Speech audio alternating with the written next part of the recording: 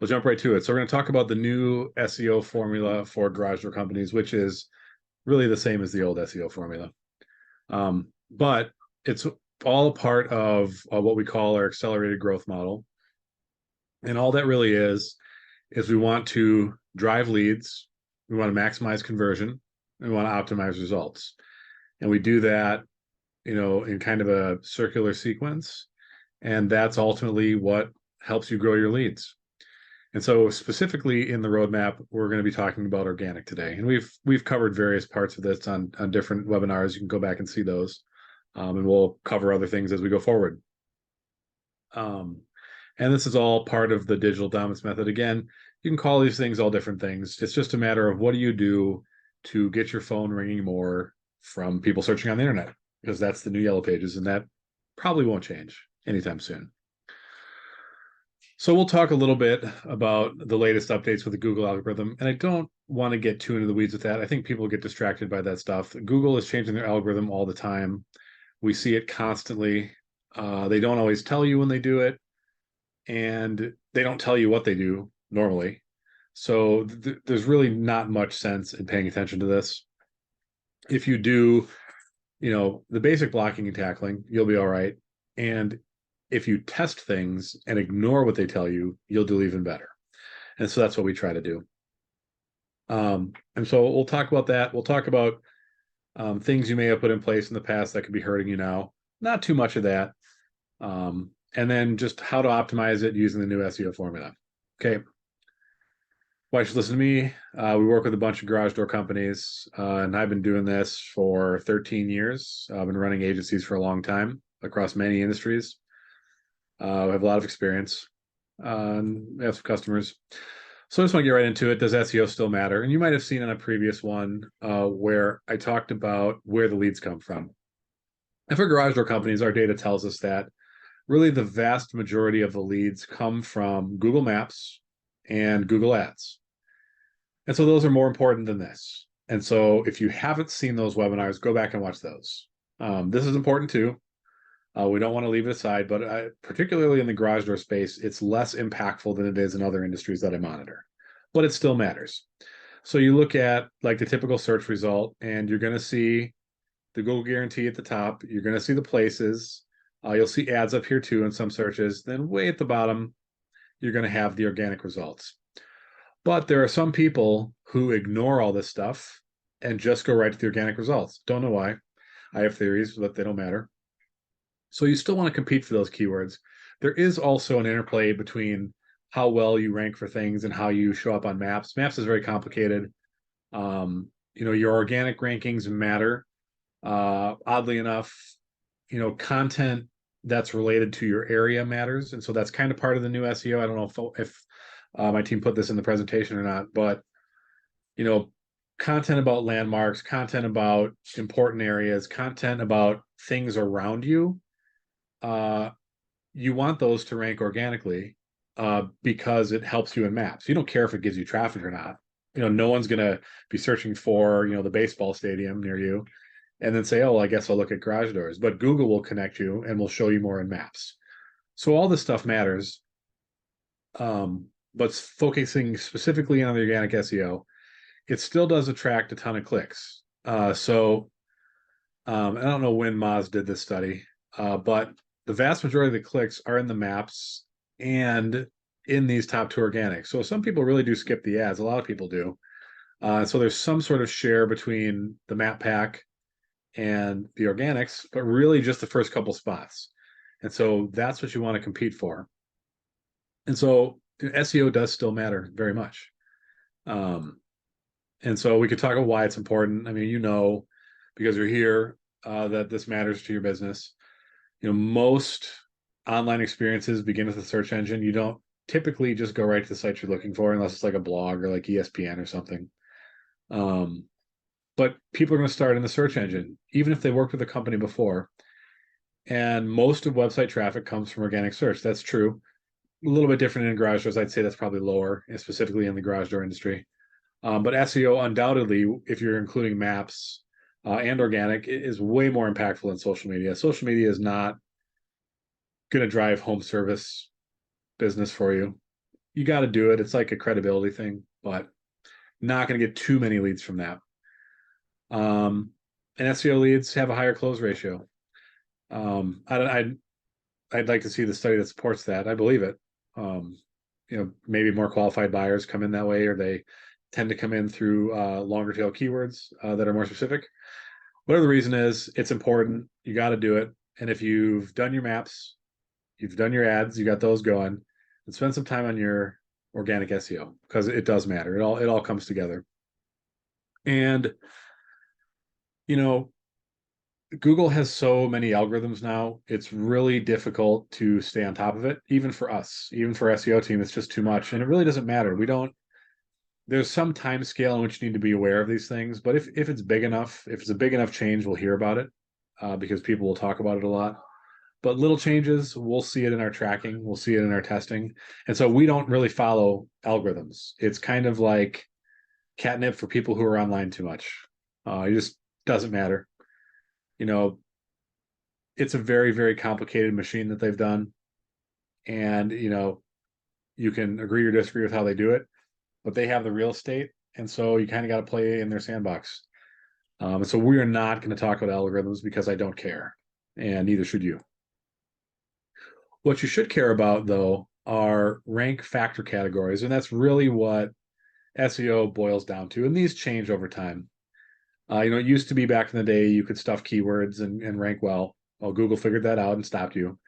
And it's really over time been moving to more of a authoritative, trustworthy, experience, what they call EEAT, experience, expertise, authority, trust. And so these are things that you want to demonstrate on your website. If you're really starting to attack SEO, the technical stuff matters to a degree, but a slow website with good experience and authority is going to beat a fast website that doesn't have it. And so when you read a lot of SEO advice, depending on who's giving it, they might be oddly focused on one or another of these things. Some people will be really focused on technical. Some people will be really focused on page. Some people are really focused on off page, especially if they've been doing SEO for a long time. They're going to have kind of a favorite among those three things of what they think is more important. And they're all important to a degree. But if you look at what we'll call the new SEO formula, all those things matter, but the new stuff matters more. It really does. The core web vitals, having expertise, having authority, having content on your site that talks about your industry, having content on your site that talks about you, having content on your site that talks about your area. All of these things factor into that trust and authoritativeness and expertise. And so, the technical really boils down to core web vitals.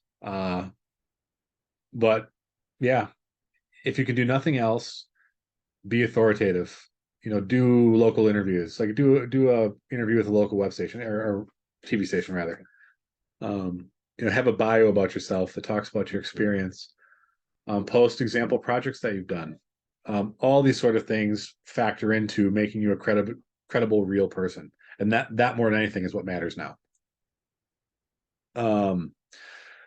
So these are the Google local and map pack ranking factors. It's kind of blurry in there, so I have to zoom in to see it here.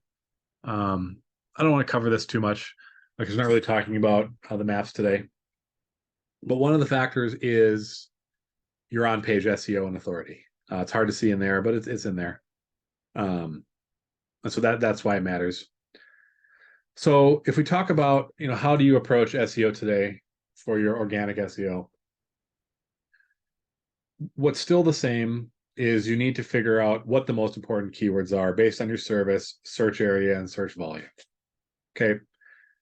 And there's lots of tools to do that. The Google Keyword Tool, Google Ads, SpyFu. I don't think anybody uses that anymore, but I guess it's still there. WordStream, I wouldn't pay for that. The point is, there are lots of tools out there. Use Google Keyword Planner. The only thing is, and this is very important, for local businesses, don't pay attention to the search volume, because under 500, under 1,000, but under 500 for sure, Google's data is not very good. It's not very accurate, surprisingly, and they just kind of round it. So don't ignore what should be high converting keywords just because it doesn't show that they have a ton of search volume, because you don't know if that search volume is accurate or not. The only way you know if search volume is accurate or not is by running Google Ads and looking at the impression share and calculating from that how many of those queries actually happened. The only way you get real keyword data from Google is by paying for it in ad auctions. And so if you really want to figure out what the volumes are on these keywords, go for it. But it's a waste of time. Figure out, which keywords your customers would likely search for, like broken garage door spring city state, or if the city's unique, broken garage door spring city. That's all you need. Fixed garage door city, whatever. These are the sorts of things you should be considering. Those are the important keywords based on the service that you're selling.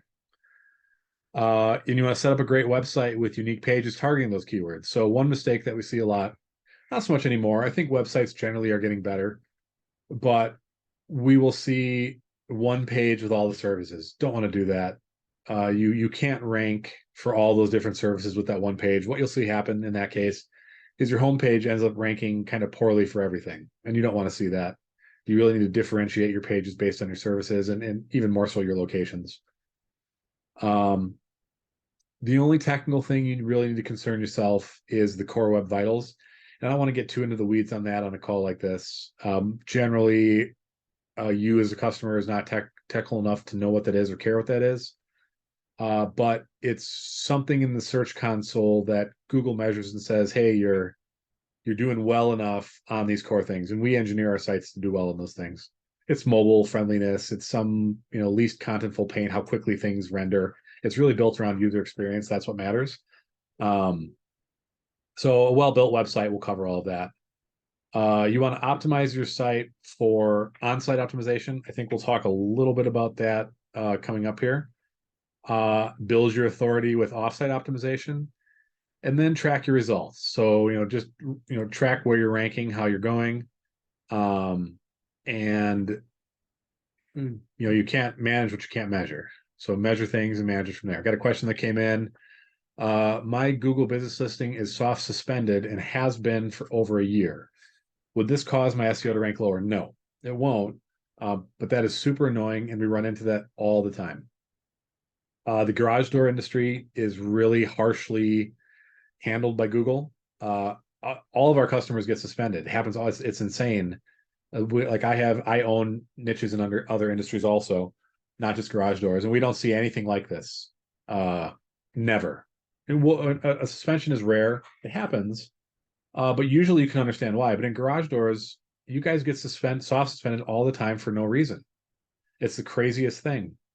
And we will do just normal optimizations, which you have to do because that's what you do. I mean, SEO on maps is semi-limited in what you can do, but just executing normal optimizations for GBPs can trigger soft suspensions. Just something as simple as adding the correct category. So if we see that your category is not garage door supplier, for example, you need to have that category. That's the main category for garage doors. And so we've seen where we add that and it triggers a soft suspend. That makes no sense whatsoever. So I hear what you're saying there, suspended for a year. As far as why, you just have to appeal and see what they say. A lot of times they'll lift it, but there's nothing you can do. You can't appeal over and over again. When you get suspended, it's just one simple appeal, then you see what they say, and then you try to interpret what is this that they sent back to me, because they're very, they're not always very clear in the instructions that they give you, but appeal it, see what they say, give them whatever ridiculous documents they're asking for, and hopefully they'll unsoft suspend you. But if it's a soft suspend, you're still in maps, doesn't hurt you, but I wouldn't let it linger because you never know when it becomes a hard suspend. They don't tell you. They're awful. So, I don't have anything better for you. Follow-up question from somebody else. By soft suspended, do you mean it is still live, but you're removed from management? It's still live. I don't know that you're removed from management. I mean, I think you can. I'd have to ask my team. You might be able to make limited changes, but they might lock that. But the difference between a soft suspend and a hard suspend is a soft suspend. If you search for it, you still show up in maps. So you're not being punished publicly. versus a hard suspend where your listing's nuked, it's gone, right? That's a hard suspend. So soft suspends are not really something to worry about necessarily, other than you have to take action to remedy it, because you just don't want to leave it sitting out there. But I don't think it, in our testing, and we test this a lot, we haven't seen it impact, because we check this with GeoGrids, right? We just monitor like what's going on around the GBP, and we have not seen any impact on client rankings when they get hit with a soft suspend. And then clarification from a helpful person: you cannot update anything under soft suspend if you're still online. There you go. So that's it. All right, and keep them coming. More questions. I'm happy to answer them, even if they're not specifically about organic SEO. So we do have a checklist which you can download.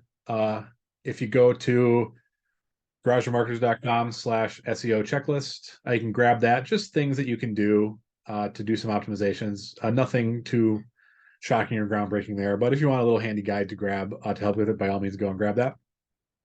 I won't pause for this because you're already asking questions. Keep them coming if you have more.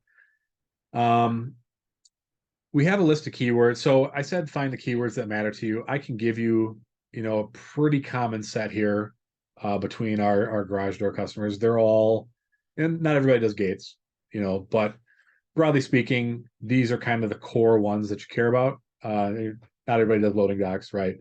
But so whatever you do, these are your keywords. And if your state's like, what's a state like? What, like Washington, or if your city's like Washington, well, there's Washington cities everywhere. So you want to add your state, right? Like Washington, whatever. Add the state too. But we have a keyword list. Go there to grab it. offers.garagemarketers.com/keyword-list. You can find that there, or watch the replay. It'll be in there too. Yep. And of course, I'll mention this point. If you want us to look at any of this stuff for you, just go to our site and click the, I don't know what the button says, but go to apply now, and we'll look at all this stuff with you and kind of tell you how you're doing. So I want to talk a little bit about on-site optimization. This really is, it's part of the new formula, but it hasn't changed. This has been pretty standard for quite some time. What is newer, I guess, would be it's really more heavily skewed towards like user friendliness, like user engagement. Those are the sort of things that Google cares about and checks in their Search Console and things like that. So it's not just about getting the keywords right in the right spots. That matters a lot. But you want to remember that the customer of your page is your customer, and also Google. And Google wants their customer to enjoy your page. And they measure that by if they stay on your page and engage with it. And so having things like multimedia, like videos, having pages for your services. So if someone wants to learn specifically about spring repair, there's a page all about spring repair that they can read and kind of understand what's involved with that. Pages for your cities that you serve. People like, this helps in lots of ways. It helps in maps. It helps even organic rankings. You can rank for these pages. It can be challenging, but it works. And, just have good content. Meta descriptions, what meta descriptions are the thing that you see in the search results. You can make suggestions to Google. They don't always listen to you. But those are not ranking factors directly. However, if you make it a good meta description that makes them want to click, they're more likely to click. So your meta description could say, hey, click through to get a $75 off coupon from our, like, whatever. I mean, people see that like, oh, well, I'll click on this one. Things like that. You can do that because your click-through rate does make a big difference in how well you rank for those specific keywords. Name, address, phone number in the footer. That's important, especially for local. Having, blog with ongoing updates. You don't publish content for the sake of publishing content. We've tested it. We've seen others test it. It makes no difference. Frequency doesn't matter. It's really that the content is relevant to your industry or your location. And some people don't understand the location content. They don't like it.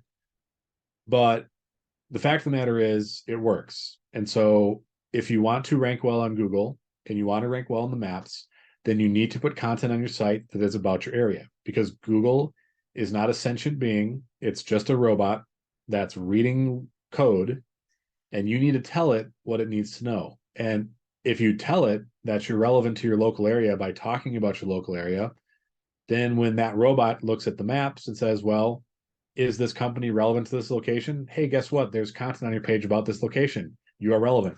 That's why it works. So do it. And focus on page speed. It's not really page speed. Page speed matters somewhat, but what Google really cares about is how fast your page is interactive to the user. So, we will have people run speed tests being like, well, we don't like the speed test. Like, well, okay, who cares? It's not about this. It's about the least contentful paint. That's what matters. And if that's good, and Search Console says it's good, then it doesn't matter what the page speed is at all. Okay. So, I guess to sum it up, be intentful in the content that you write. Make sure your services are covered. Make sure your cities are covered. One page per keyword. Have correct structure like H1s, have the keywords until H1, just basic things. I mean, you can Google it and there's 8,000 articles that say basically the same thing. And it's all true. But the new part is making it relevant and impactful to the user so they hang around. Okay. Another question. Will having a high ranked SEO website push your GBP? Yes, it will. Not a ton, but we do see a correlation between who shows up in the map pack in organic rankings, but not what you think. The number one organic doesn't necessarily guarantee number one map spot. We've seen people in 12 organic in number one maps. So they're really different algorithms, but it is a factor. How strong is debatable, but it is there. So, here's a you'll run GTmetrix, for example, is one place that runs page speed. This stuff matters. I don't want to completely blow off page speed, but if I'm looking at this, I'm looking at the web vitals, not the GTmetrix grade. It's great. It's an A. It's great. It's got high performance. I love that. That's wonderful. But web vitals are what Google cares about, and that you want those green. Okay, that's what matters.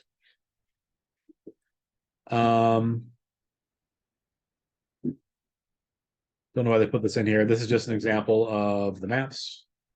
Is your site properly optimized? I don't want to get too much into this today. I think there's so much information out there about on-site optimization. I don't want to make this going through that in detail. It really is one page per keyword. Get the things right, and just be thorough. On page is really more. Let me tell you why. The tendency on a webinar like this, or when you're talking about on-page optimization, is to get into like keyword counts. Do you have enough variations in the H2s?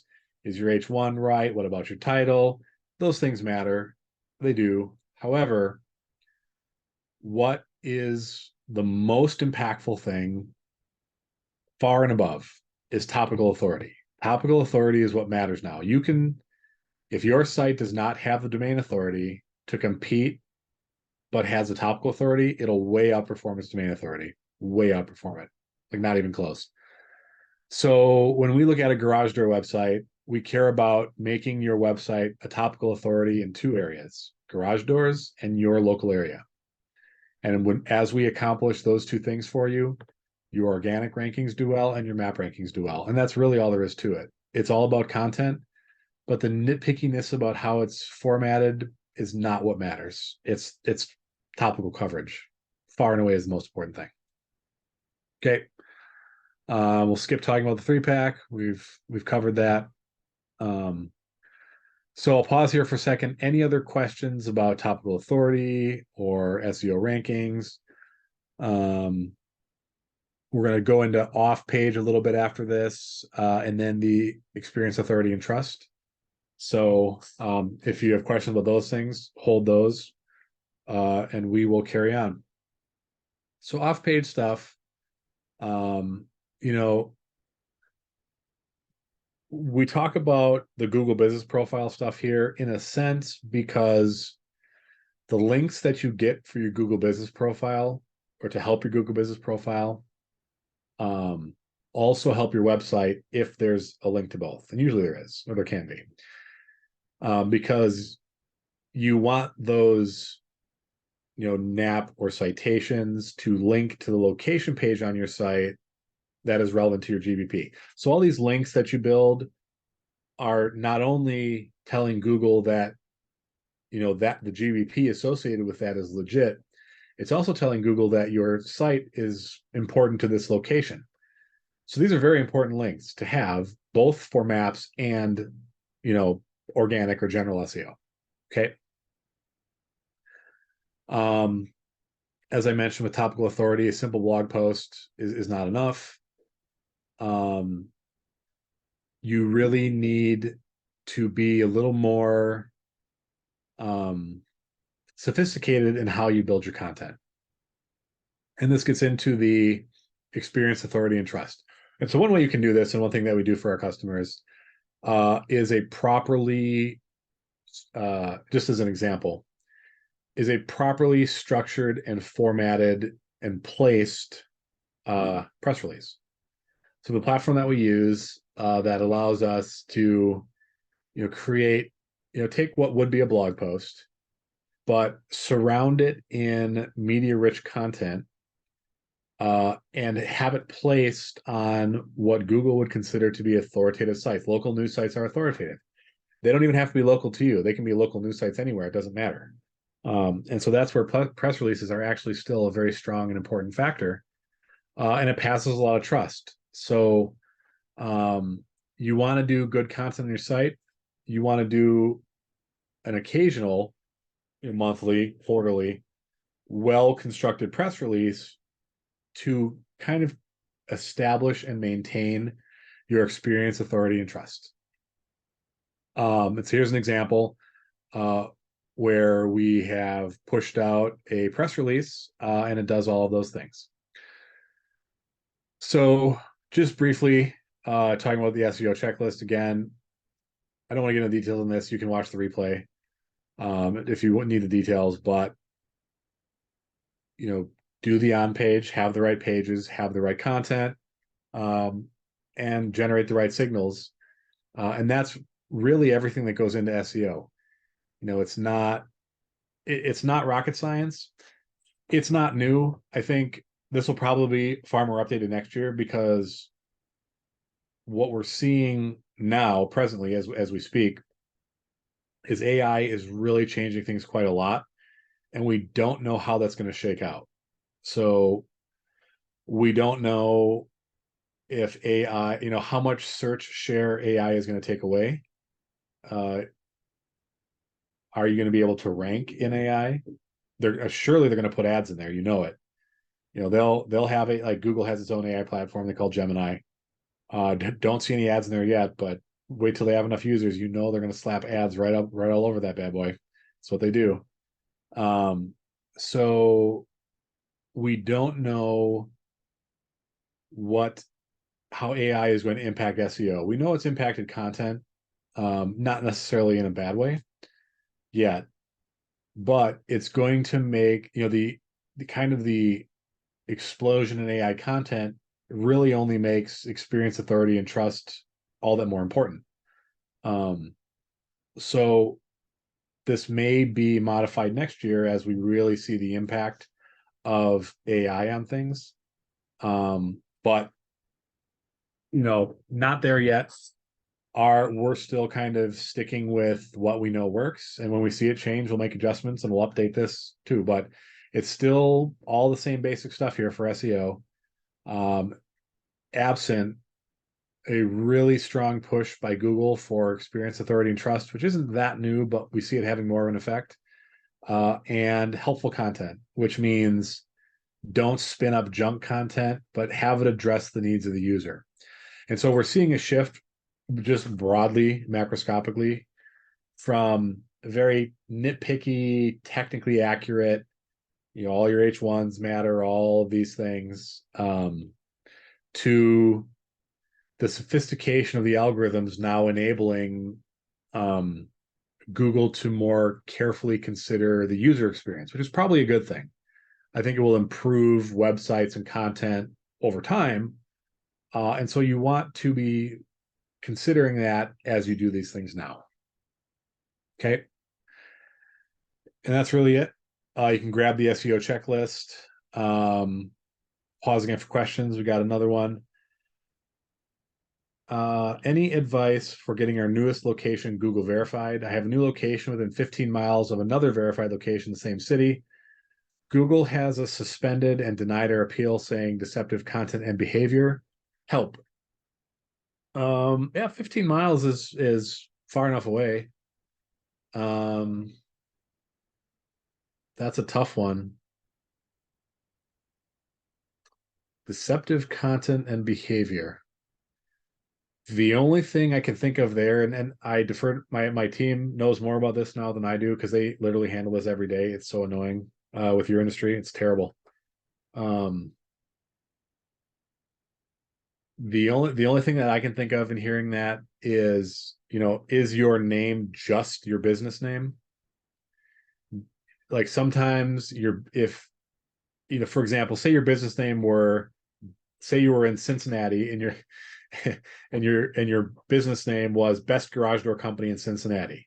That might be your actual business name, but that might trigger a suspension because it looks like deceptive content and behavior. So without knowing the details, I couldn't tell you. You can usually respond to the appeal and say, hey, can you tell us what it is? But unfortunately, they're useless and they'll simply just point you back to, well, read our guidelines. Well, their guidelines make no sense to anybody, and they're capricious in how they enforce them. So I hear you. Short of like my team looking at it, I couldn't really give you a better answer other than there must be something on the website, because content and behavior can only be one of two things. It's your website, it's your GBP itself. So I would look at the brand, I would look at the keywords that you used, I would look if there's anything goofy on your website. Short of that, our team would have to look into it. 5 miles away. Okay, clarification. 5 miles away is a little trickier. That could be triggering it. But if you have, unique addresses in those two, it shouldn't be a problem. But 5 miles away is a little close where those locations are going to be cannibalizing each other anyway. So I wouldn't open a second location 5 miles away from the first necessarily. That's kind of close. I like to keep it 15 is kind of as close as I'd want to get. So I don't know if that, this is one of those things where, they could think it's the same location and think you're being deceptive. We have a customer who I think is being impacted by having a similarly named company in their area, like 25 miles away, not even the same city, but apparently there's another company near them with the same name. And so I think they're getting smacked down for this too, which is ridiculous. It's obviously a different company, a different website, different city. But this is kind of what happens in your industry is Google is just hair trigger on this stuff. It's crazy. So I don't know what to tell you on that one. 5 miles away is pretty close. It could be something in the GBP or the website. It could be that they think you're trying to pull a fast one on them. I don't know. That's a tough one. Will having a high ranked SEO website push your GBP higher on the organic ranks in Google? No, because GBP doesn't. So GBP doesn't map. So your Google business profile doesn't show up in the organic. If you mean, will your GBP rank higher in their like Maps organic? Yes. Maybe. We've seen some correlations there. We've seen situations where a highly ranked website was having a terrible time in the GBP. So they're really two different things. There's some crossover there, but not a ton. It's not the biggest factor. It's a nice to have. The essentials are really the local content and reviews. So if the two biggest things on Maps, get reviews consistently, Better yet, if customers leave them on mobile devices where you did the job, that's the best. Bonus points for if they use keywords like, hey, XYZ company came and fixed my broken garage door spring, that's even better. If you can coach them to say that, I mean, people they don't listen to you, but if you get a really nice customer who will, that's great. And then the other one is reviews and hyperlocal content. So content about your area, write about the stadium, write about historical landmarks, write about this or that. Seems silly, but it works. We do it, and we see it work over and over again. Some people don't like it, but they're wrong. It works. All right. Any other questions? Drop them now. We're wrapping up. Again, if you want us to take a look at this stuff for you, just go to garagedoormarketers.com/apply now, or you can give us a call, talk to Jason. He'll get you scheduled for that discussion. And give it about 10 more seconds for another question, and then we will call it a day.